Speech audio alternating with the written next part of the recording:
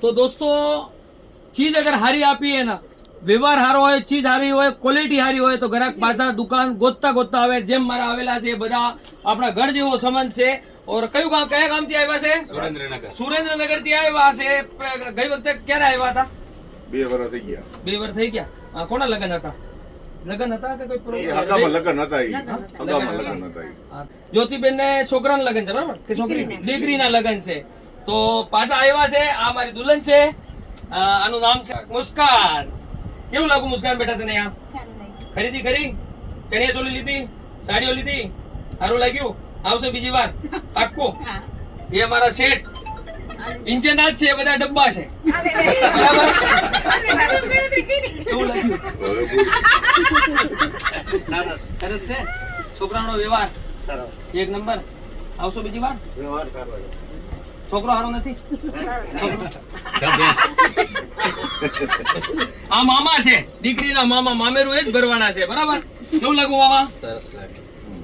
ચીજ હારી લાગી કે નહીં લાગી? માર્કેટ થી હટીને છે કે નહીં? અટકે આવશો બીજી વાર? ચોક્કસ. એ નાના મામા, નાના શું? મોટા મામા એ જ છે. શું નામ સાહેબ તમારું? જીતેન્દ્રભાઈ. શું ધંધો છે તમારે? સેલ્સ નો છે. કેવું છે? કેવું લાગુ તમને?